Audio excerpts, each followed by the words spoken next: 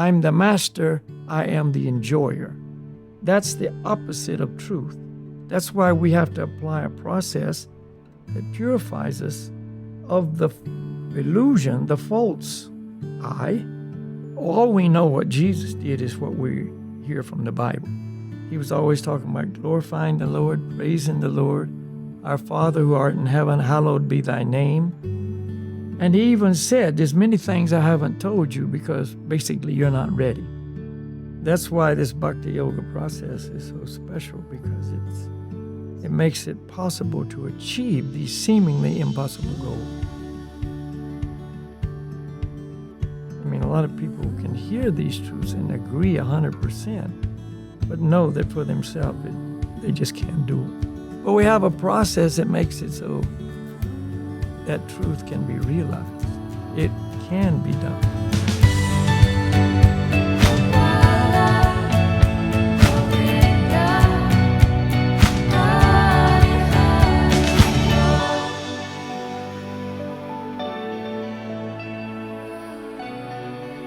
Where do we start? Well, I guess we start from a Bible verse. That's always a good place to start, because that's what we're wanting to discuss now. Yeah, it's hard for me to know what we've said and what we haven't said already. Right. Well, that's okay. We said that we're not our bodies. We read from the Bible. We said that we describe what spirit is, and that we are, you said last week that we're like small chips of the diamond. And so Right. we're not like as great as the big diamond, the Lord God, but Right. we have like his qualities to a minute degree. And the process of Bhakti Yoga and is meant for us to kind of uncover that diamond, or like take away the dirt around the diamond, and purify it so that our natural position and identity is revealed more and more, which is always there in the background. Like it's just hidden by the dirt and the things covering. And maybe we could start, Balaki, at just a question I had to that, to kind of tie up to the last discussion where we spoke about that, and we said that we're spirit souls. What are the things that are covering over this diamond and making us not see who we really are? And maybe, because maybe that question is also relevant in terms of why don't we see Jesus as he is and misinterpret his life? What's the covering? False ego. That's where it all begins. False ego, and then the other coverings are layered on top of that. Mm-hmm. So what does false ego mean? Mm. Are we started already? Yeah. Yeah, I've been recording for the whole time, because then I can just start it whenever. Your musings. Yes. So yeah, that if you understand who we are, we're true spirit souls, pure spirit souls. And we're individuals eternally. So that's the ego. Ego means I. So that's my identity. I am. I am what? I am eternal spirit soul. And like we talked about, the chip from the diamond, etc. Okay, so in the spiritual world, that is pure. I am eternal spirit soul, but also I'm the servant of the Supreme Soul. That's pure. That's no contamination. When I come into to the material world, I become covered by the false ego.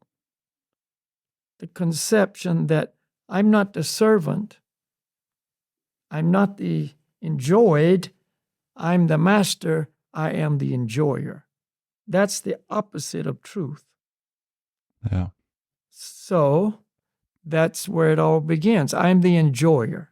And you could even say that that's why we come here to the material world, because we have that.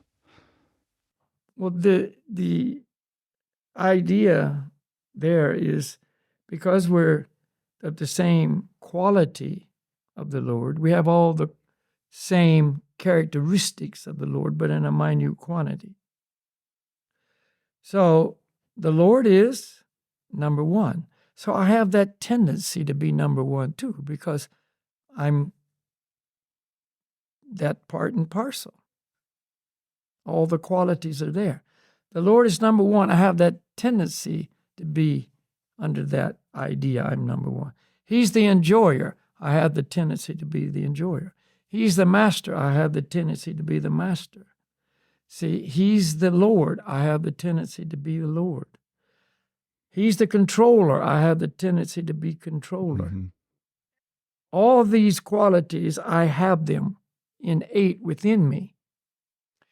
But they don't create a problem as long as I'm in the position of servant of God, which is my eternal true position.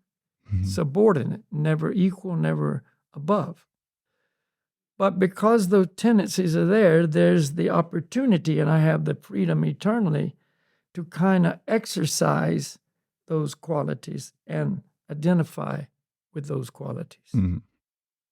So it may seem, illogical, but we all have tendencies that we shouldn't exercise, but we do in this world, right? Yeah. So anyway, when that consciousness develops, or that idea or that desire develops to some degree, I'm no longer qualified to be a resident in the spiritual world, because there's no possibility for me to achieve those desires. God is already number one, the controller, the enjoyer, the master, the Lord, etc. Yeah. So I have no opportunity to fulfill that desire. Because that's by definition the spiritual world, where that is the situation. Everyone's acting as a servant of God, and he is acting in his position as the master, the loving master. As the one who is trying to make it so the Lord receives pleasure from the relationship between us and the Lord. So God creates the material world for us to have a place to come and exercise my ambitions, my desires. So I come into the material world. Now, as long as I think or remember or know that I'm the servant of God, that gets in the way of my fulfilling these perverted desires. Mm-hmm. So I'm covered by the false ego, the illusion that I am the master, the enjoyer, the controller, etc., etc. Right. I see. That's the false ego. That's what it means, the false I. And then we get our various bodies, and these equip us with all the facility to carry out that desire, that ambition. So that's what we have in the material world. That's where it all begins, the false ego. Now, I need equipment to make it so I can do something with this. Mm-hmm. So then I have my mental body, which covers me. That's the intelligence in the mind. See? That's the composition of the mental body. And then that's covered by the physical body. Earth, water, fire, air, and ether are the components that make up the physical body. And now I've got these facilities to execute my plan of being the enjoyer. Mm-hmm. And the arena of my enjoyment is the material world.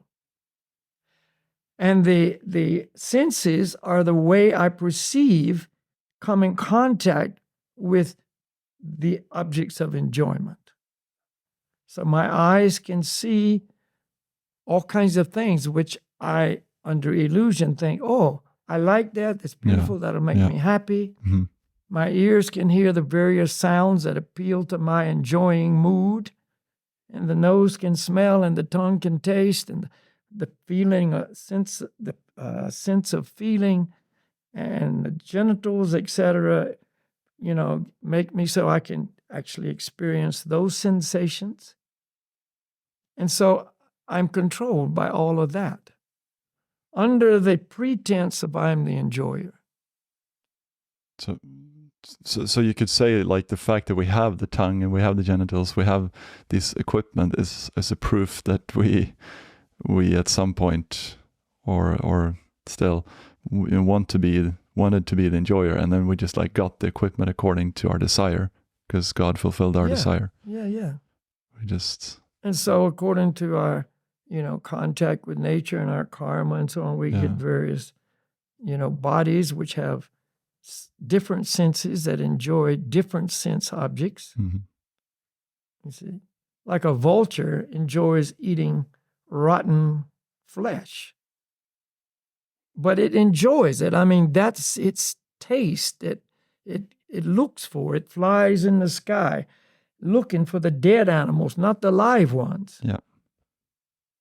But the eagle flies in the sky looking for the live ones. The eagle will not eat a dead animal, and a vulture will not eat a live animal.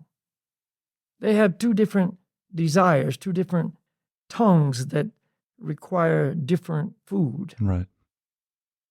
For their pleasure. Mm-hmm. So you can take that anywhere you want, and if you look at the various species of life, it's all like that. But everybody's trying to enjoy their senses. See? The lower forms of life, they have less facility. The worms in stool, they don't have as much, ability, or the plants and so on. But it's the same everywhere. It's just in different levels, different degrees. Right, and just that's an important point that I wanted to get to as well, that they're all children of God. They're all spirit souls as well in different bodies. The human body is under not different levels of illusion and different degrees of covering. Yeah. But when the soul is in a human body, it has really, really advanced equipment to do good or to do bad. Yeah. See, just like a really advanced weapon has the ability to do good or bad. It can really destroy things, but if used properly, it can do good things. Mm-hmm. See, it depends on how you use it. And so the human form of life has the facility to really mess things up, and that's what we see very prevalent today. Uh-huh. But the equipment is supposed to be used for spiritual realization, to hear this knowledge with our ears, process it with our mind and intelligence, and understand, yes, I am under the illusion of being the enjoyer. And I am controlled by material nature. And this is not my real identity. All the things that we talk about, etc., this knowledge is accessible and available to those in the human form of life. Right. But in the dog body, that facility is absent. The dog, no matter how much you talk to the dog and read Bhagavad Gita to the dog, it can't get it. It just doesn't have that facility. It doesn't question. See, we have the ability to question. We have the ability to make choices. Yeah. To do this or not do it. This is good for me spiritually. This is not good for me spiritually. This is against the well-being of others or not. You see, this is not good for any part of society, or let's do this and we don't care about society. See, we've got all that ability for choosing, making choices. And so when we use the human form of life properly, all good things come, because it's guided by Scripture, it's guided by the Lord in the heart, it's guided by the true spiritual master, this true spiritual teacher. Mm-hmm. Mm-hmm. And so I take the facilities I have, with this guidance and instruction, apply it, and amazing results occur. Up to the point of full spiritual knowledge, purification takes place because I'm applying the purifying process. And then the desires change, and I want to, go back to the spiritual world. I want to, while I'm here, please God with my life, with my activities. I want to, glorify and please my spiritual teacher, etc., etc. And all good results come from myself and everyone that I come in contact with. So, but my question was like, so the mind, intelligence, and false ego is part of, or the false ego is composed of the mind, intelligence, and false ego. It's composed of? No, it's not composed of. It uses those. It's given to the false ego as facility. So, but you can use them, like, because you just said that you employ those also for self-realization and for realizing who you are. But that's not false ego. Right.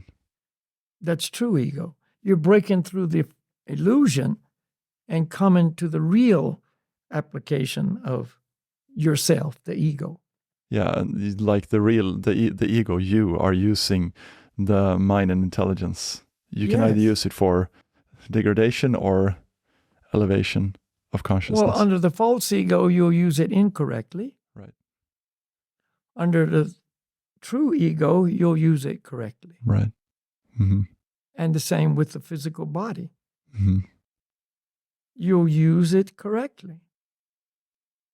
All right. So because you said when we come to the material world, we have this false, the covering, the mental body, but I see it's just like your body. You can use it for good or bad. You can use your mind and intelligence for good or bad, just like with your body, right? Yeah, and you have a choice. But under the illusion of the false ego, you won't use it properly. You'll make a bad choice. That's why we have to apply a process that purifies us of the illusion, the false I, and then I can use all the facilities that I have in the human form of life correctly. Yeah. I see. And then you will want to serve. You'll naturally want to serve. It's hard to start with serving.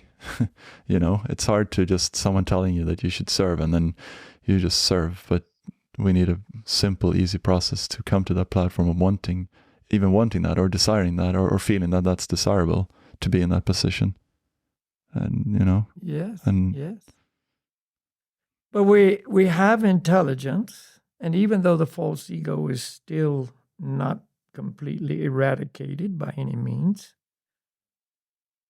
when we hear the explanation of truth of who we are, we still haven't become pure, but we accept that. Okay, so now I know, because I'm accepting this as truth, that I'm spirit soul. What should I do? What now? What is my next move here? Right. Yeah. What am I supposed to do with this life that I have eternally? Yeah. And then that information is given. And so the main information is engage in this process of purification that will make it so this illusion is dissipated and you will become situated in pure knowledge. So you take that step, and for instance, chanting the Lord's names, which is the main activity that we are instructed to engage in. That purifies us. And so gradually, if I do that, I'm not pure. I don't even maybe know it's true, but I don't know it's not true. So maybe I'll try. I mean, it can even be like that. Yeah. I mean, it's nice, it's fun. I like music.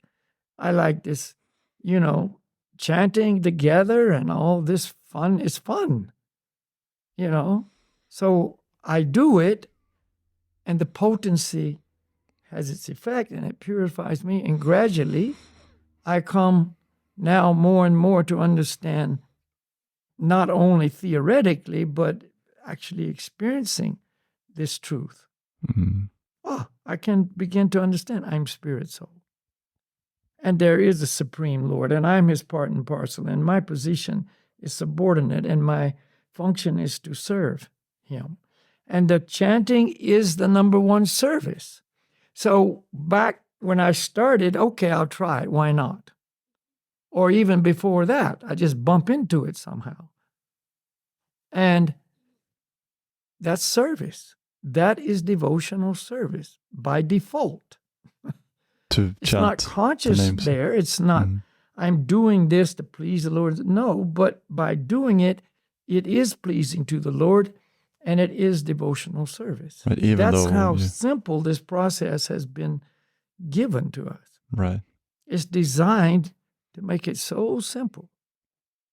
And just we'll have a separate episode about this, I was thinking, but there's a lot of quotes in especially the Old Testament about the names of God, like which is what we refer to as mantras or the holy names. Save me, O Lord, by thy name. O God, my heart is fixed. I will sing and chant your praise.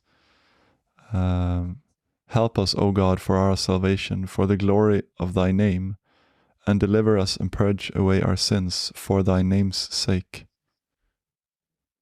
And it shall come to pass that whosoever shall call upon the names of the Lord shall be saved. That's in Acts 2:21. The last one, the other ones were from Psalms. Yeah. Yeah. So, the book of Psalms has a lot too. Right.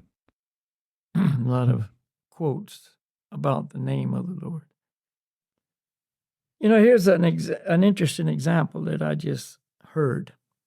I was talking to Painop Das. He was just at that big retreat in Texas. And there was one, it was at a campground. The retreat was held at a campground. And so everybody camped. There was one big building where everybody came together and chant, and et cetera. But there was one worker at the campground, you know, and he's from Mexico, and he's just a worker there. Mm-hmm. He didn't know anything about anything, but the whole retreat, you know, was going on. Lots of chanting, lots of amazing chanting and dancing. And he just got totally involved, and he didn't know what he was doing or why he was doing it, but he was doing it full on. And he was jumping and chanting and dancing Really? and so on. And by the end of the I think it was 5 or 6 day retreat, you know, he's crying. He's just totally, you know, blown away inside. Wow. And it's not because he heard philosophy and told him this is good for you and try this and see what happens. He just was in that immediate facility and vicinity, and it just happened. Yeah. Changed him completely. Had nothing to do with any prior experience, knowledge, explanation, philosophy, anything. So that's what we're talking about. And it was devotional service. He was very pleasing to the Lord. See? And he got an amazing experience from that. So this is the beauty of this process. But just in terms of what we're speaking, how did Jesus relate to this, or what was his message in regards to this, or you know, did he? I mean, it's in the Psalms. Did Jesus focus on this also, or if he didn't, then why? He, as far as all we know, what Jesus did is what we hear from the Bible. Yeah. I mean, other than that, we really don't have any information about his daily activities and what he did or didn't do. So we know he spoke about the holy names. He was always talking about glorifying the Lord, praising the Lord. Our Father who art in heaven, hallowed be thy name. Right, that's true. This was a prayer that he told his followers to say on a regular basis. Yeah. It's known as Our Father prayer. Yeah. You know, in the Protestant teachings. It's known as the Lord's Prayer. Yeah. But either way, the very beginning of that was Our Father who art in heaven, hallowed be thy name. So he's talking about the name of his Father being hallowed, sacred, spiritual, pure, you see. And what he did with his disciples, when they were meeting, and their intimate, relationships and so on, we don't know other than what's recounted in the Bible. But there's no question that he was glorifying the Lord by his name. Mm. So, and we have to also remember that Jesus appeared 2,000 years ago. Lord Chaitanya, Lord Gauranga, appeared 500 years ago. So 1,500 years after Jesus was here and preaching, and guiding his followers, 500 years later, Lord Chaitanya came and inaugurated the chanting of the holy names of the Lord, especially congregationally. He was the one who gathered hundreds, thousands, describes even millions of people, and got everyone to chant the holy names. So there's two different methods being applied in two different time periods. Yeah, I can see that. Yeah. So that's when the official inauguration of the congregational chanting of the names of the Lord appeared was 500 years ago. And it's described in one of the prayers, to Lord Chaitanya, that he is known as the most munificent of all incarnations of the Lord, because he did what no other incarnation had ever done before. He spread freely Krishna prema, or love for God, through the chanting of the holy names. Namo Mahabharanaya Krishna prema pradayate. Krishnaya Krishna Chaitanya namane Gauratishe Namah. So, we can't say because Jesus didn't hold giant kirtans of people that it doesn't mean that chanting of the Lord's name shouldn't be done, because Jesus didn't teach it. Number one, we don't know exactly what he taught other than, like I say, what's in the Bible. And number two, he was saying, people, the names of God are holy, sacred, sanctified. Yeah. And what he taught in the Bible is quite limited. That I've heard it said that if you boil it down, what he actually taught would be like 30 pages or something. Yeah. From his direct teachings. So we know that he spoke much, much, much, much more. And he even said, there's many things I haven't told you because basically you're not ready. Yeah. You wouldn't understand it. Yeah. And that's not that he taught everything he had to teach. It's just that, if you're an expert mathematician and you're teaching a first grade class, you don't teach them everything you know, because it has no relevance to their ability to receive it. Right. You just teach them 1 + 1 is 2, math, subtraction, addition, multiplication, division, gradually work up to it. Yeah. But is it fair to say that Jesus came, or a large reason why he came was to give us like guidance and give us moral rules and standards, and try to make it so that we are more susceptible and more open and more able to receive spiritual truth, because of all the morals, there's a lot of focus on that when you the sins and the you thou shalt not steal and thou shalt not, there's a lot of like practical rules or guidelines, you can say. Is it? Well, those 10 commandments were not brought by Jesus. Oh yeah. They were given to Moses on the mount, long before. See, of course, he upheld all those. but he didn't come and teach the 10 Commandments. They were already established. Okay. But one thing we can understand is that when Jesus came, the religion of the time, which was basically Judaism, at that area was, very hierarchical. There were the Pharisees, the priests, they had their whole structure. Their hierarchy was deeply ingrained, and the laws and the rules and being a good follower of Judaism and so on.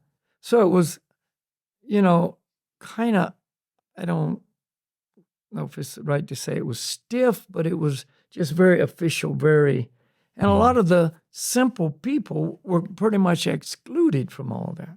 Yeah.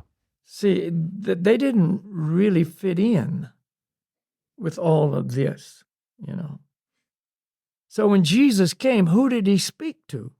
The simple people, the peasants, the farmers, the shepherds, the fishermen, the whoever. Yeah. That really didn't have a good place in this hierarchical setup. Mm-hmm. And that's what got him in trouble. He was gathering so many people, and so many people were following him. He didn't have official churches and, synagogues and so on. He was speaking out in nature. He was up on a hill, so he'd be above the crowd and he could speak so they could see him and hear him. He spoke by the sea. He walked along the shore, and, one account is that, there was a lot of people wanted to hear him speak, so he got in a boat and went a little bit offshore. Oh. So they could all be on the beach, and he could speak to them, and it was a good situation for him to deliver his message to the people. See, you never hear of him speaking in the synagogue except when he was 12 years old and spoke to the priest in the synagogue when he left his parents, and they lost him, so to speak. And he went in there and started, speaking truth to the priest. And when his parents finally found him, they were very worried, thought something had happened to him. He said, "Don't you know I'm going about my Father's business?" Which was to, talk to these leaders of the people. And it's described, the leaders, the priests, they were amazed at his knowledge and ability to teach, this truth. And of course, obviously, God gave them the understanding in their hearts that what he's saying, this is some really special kid, 12 years old, and what he's saying is true. Wow. They understood it. They didn't throw him out, what are you, or just a kid, what do you know? No, they attentively listened. But he just took his message of truth and went to the people. Yeah. Those who wanted to hear, he spoke to them. So the downtrodden, the lepers, the crippled, the blind, the poor, the weak, the uneducated, that was his audience. And it was wonderful. Yeah. And they were so enlightened. They were so, uplifted. For once, somebody's listening to us. Somebody's, considering we're people too. Yeah.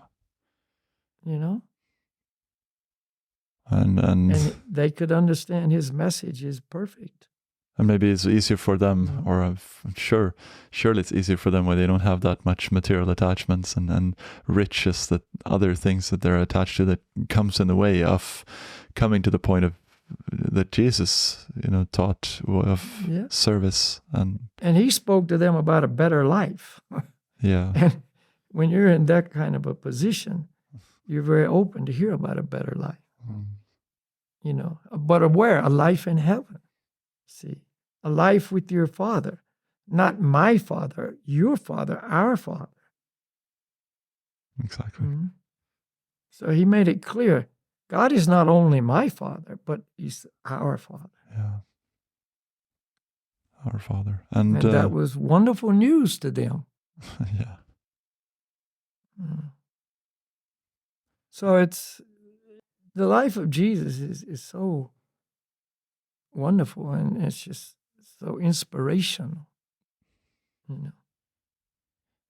Yeah, he didn't have anything but the clothes on his back. Yeah. He wasn't traveling around with a suitcase full of goodies. He walked barefooted or just had some simple sandals, So he was showing that our riches are in heaven, not here. No, and again, that ties back to what we started saying, that our position is not to be the master and enjoyer. And some people, maybe that's one reason that people falsely understand that Jesus somehow is the Father, because they see that the highest position is to be like on top and be the controller.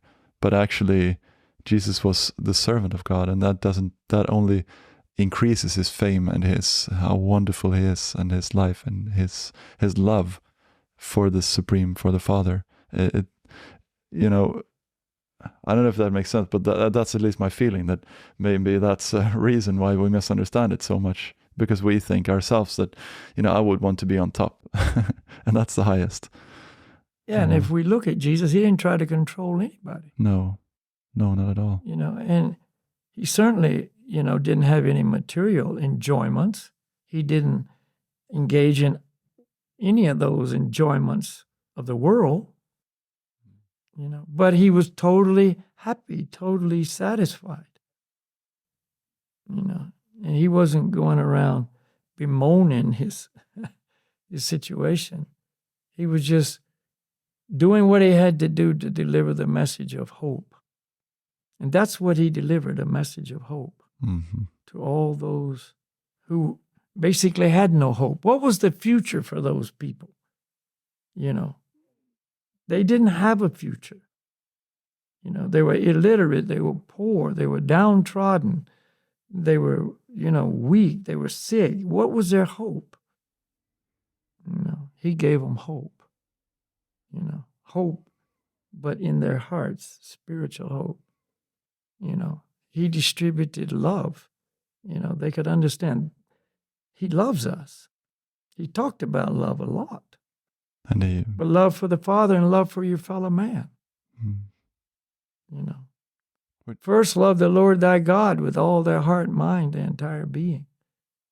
That's his first commandment. That's what his message was. First, love God. And then second, after that, then love your neighbor as yourself. See, so he spread love, but in the way it must be. First love God, then you can love everybody. But people have left the God part out and just say love everybody. But that's not what Jesus taught. Because that kind of love, it just love everybody, is not real love. If you don't love God, you can't love others. Because love comes from God. God is the one who gives love to everyone. So you love God, he loves you. There's an exchange of love, and you can then truly love everybody. And that was shown again by Jesus. He didn't hate his tormentors. He didn't hate his executioners. No. He didn't hate those who brought all those false charges against him. There was no hate anywhere. See, he loved everybody. Perfect example. If you follow that, love God, then you can love others. And Lord Chaitanya came and said, this is how you develop that love for God. So it's a perfect sequence. Yeah. And I want us to discuss more Chaitanya in a later episode as well. So we're going to do that more in detail, more in depth. But, this is Mark 10, 17, 18, just an example of how Jesus, how loving he was, and how much he showed that love through humility. And he said, Oh yeah, so this is from Mark. As he, Jesus, was setting out on a journey, a man ran up to him and knelt before him and began asking him, "Good teacher, what shall I do to inherit eternal life?" And Jesus said to him, "Why do you call me good? No one is good except God alone." And then Yeah. there I have many of those, but he says in John 12:49, he says, "Truly, truly, I say to you, a slave is not greater than his master, neither is one who is sent greater than the one who sent him." So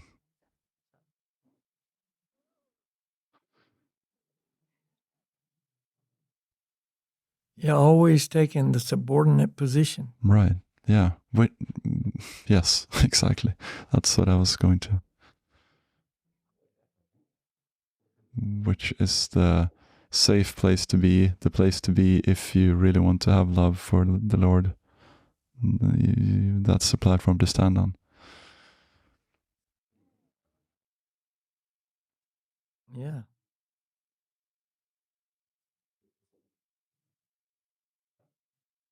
It says, this is Hebrews 5:7. Just it says, "For Jesus, in the days of his earthly life, with a loud cry and tears, offered his prayers and supplications to God, who was able to save him from death, and he was heard because of his reverent submission." And the reverent submission is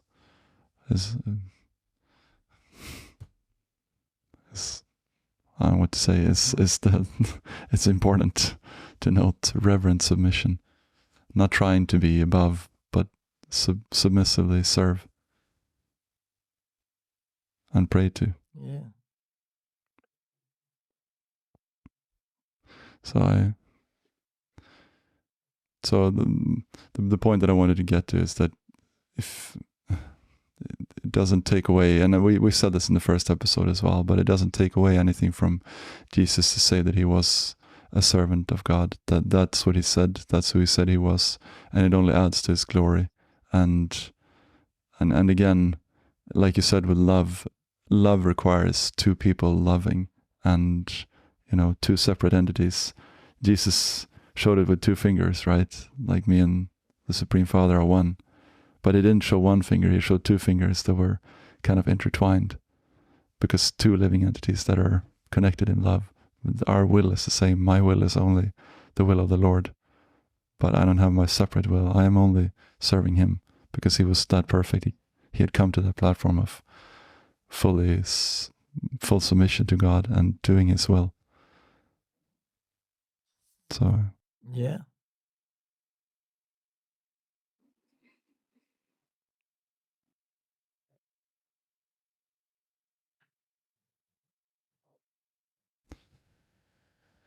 So let's take that example. That's what I wanted to. That's what I wanted to say. Follow his example. But we need a practice that makes it so we can do that. In other words, we may want to do that, but we oftentimes need help to be able to execute that. So, yeah, that's why this Bhakti Yoga process is so special, because it makes it possible to achieve these seemingly impossible goals. Yeah. I mean, a lot of people can hear these truths and agree 100%, but know that for themselves, they just can't do it. No, it's just beyond my ability. Yeah, that's. And it is. It is exactly that's what I was gonna say. It's true. It is. It is true. But we have a process that makes it so that truth can be realized. It can be done. And that's just an addition. Can we do it alone? No, but that's why we've been given this process from the Lord himself to make it possible. and that doesn't take away from Jesus' teachings. It only adds to and supplies more information to, and should increase your closeness and understanding to Jesus, or to the heart of Jesus, like we call this collection or series, the heart of Jesus. And you know, that was hard 2,000 years ago. Now it's much more difficult. Oh. I mean, the influence upon us now, the influence of illusion, I will say, is greatly increased. I mean, it's always hard, but now it's especially hard. We're so contaminated by all the negative influences. So that's why that's why Lord Gauranga came. I mean, we'll talk about that later, like you said. But yeah. But I think that's we can just do that. I think that's a natural next step to do that, and then the next episode we'll keep talking about. Well, we'll see where we take it actually, but let's chant, I think. Okay.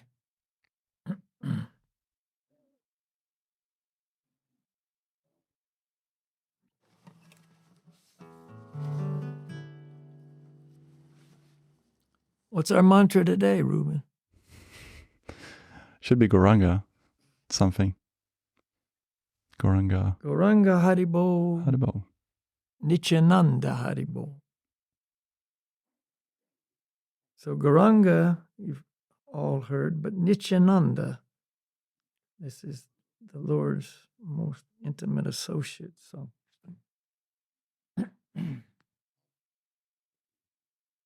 it's not hard. Nityananda. Nityananda. Gauranga Nityananda. Gauranga Nityananda. Gauranga Nityananda. Gauranga Nityananda.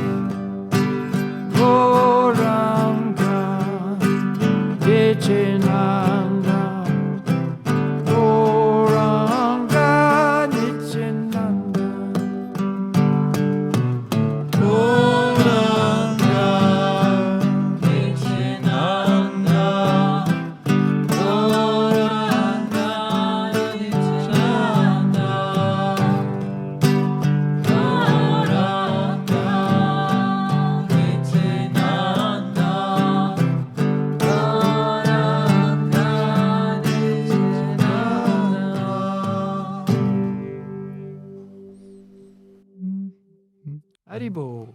Hari Haribo. Thank you very much.